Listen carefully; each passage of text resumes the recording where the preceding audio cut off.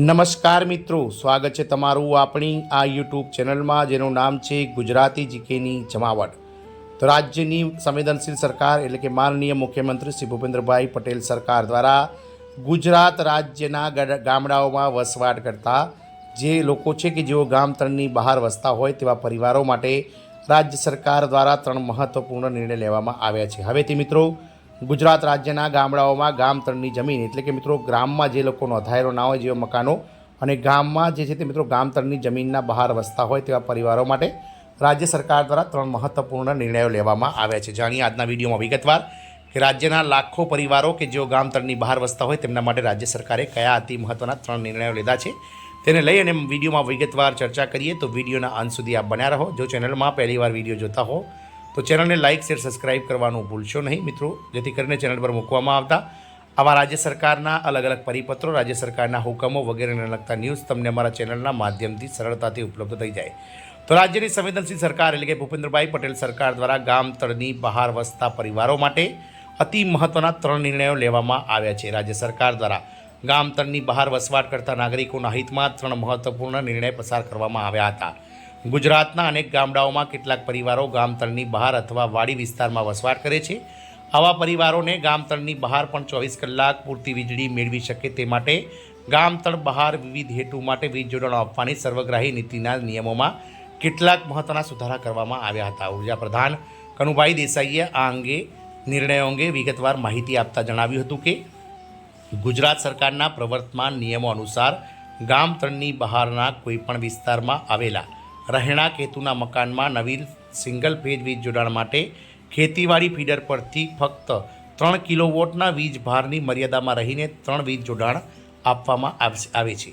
આ માટે થતા કુલ વાસ્તવિક ખર્ચ અથવા ₹1 લાખ બંનેમાંથી જે ઓછી હોય તે રકમ ભરપાઈ કરવાની રહે છે। રાજ્ય સરકાર દ્વારા કરાયેલા નવા નિર્ણય બાદ હવેથી ગામ તળની બહાર વસવાટ કરતા પરિવારોને 6 કિલોવોટ એટલે કે મિત્રો 6 kW સુધીનું સિંગલ ફેજ વીજ જોડાણ મળી શકશે।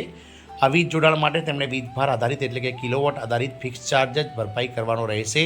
રાજ્ય સરકારના આ મહત્વપૂર્ણ નિર્ણયને પરિણામે ગામ તળની બહાર તેમજ વાડી વિસ્તારમાં ઘર બનાવીને રહેતા ખેડૂતોને માત્ર ફિક્સ ચાર્જ ભરપાઈ કરીને નવીન વીજ જોડાણ મળી શકશે।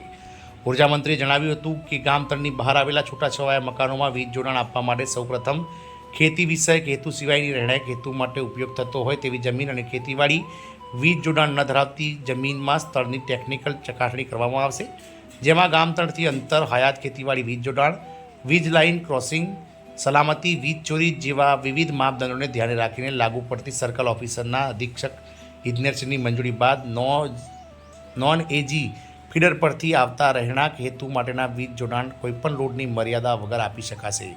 આવા ઘર વપરાશના વીજ જોડાણ માટે બંચ કેબલનો ઉપયોગ કરવામાં આવશે। ઉર્જા પ્રધાને બીજા નિર્ણય અંગે જણાવ્યું હતું કે ગામ તળની બહાર આવેલી આશ્રમશાળા, આદર્શ નિવાસી આશ્રમશાળા, આદર્શ છાત્રાલય, રાજ્ય અથવા કેન્દ્ર સરકાર હસ્તકના યુનિટ જેવા જાહેર હેતુ માટે માંગવામાં આવેલ નવીન વીજ જોડાણો ઉપરાંત પોલ્ટ્રી ફાર્મ, તબેલા નોંધાયેલા ઢોરવાડા, ઝીંગા ફાર્મ, ગૌશાળા, તમાકુની ખડી, mobile tower, milk chilling plant, mango ripening જેવી વિવિધ પ્રવૃત્તિઓ માટે માંગવામાં આવતા નવા જોડાણો માટેનો તમામ વાસ્તવિક ખર્ચ પ્રવર્તમાન સમયમાં લેવામાં આવે છે, જેના બદલે હવે આનાથી એકમો માત્ર કિલોવોટ આધારિત ફિક્સ ચાર્જ પર ભરપાઈ કરવાનો રહેશે।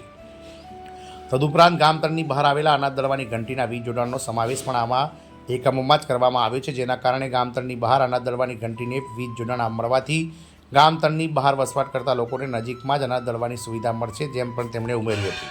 ત્રીજા નિર્ણય અંગે જે છે નાણામંત્રી અને ઉર્જામંત્રી કનુભાઈ દેસાઈએ જણાવ્યું હતું કે અગાઉ ગામ તળની બહાર નોન ટ્રાઇબલ વિસ્તારમાં 15 મકાનોનું જૂથ હોય તો જ જ્યોતિગ્રામ ફીડરથી વીજ જોડાણ આપવામાં આવતું હતું। નવા નિર્ણયથી હવે 15ના બદલે 10 મકાનોનું જૂથ હોય તો પણ જ્યોતિગ્રામ ફીડર પરથી વીજ જોડાણ આપવામાં આવશે।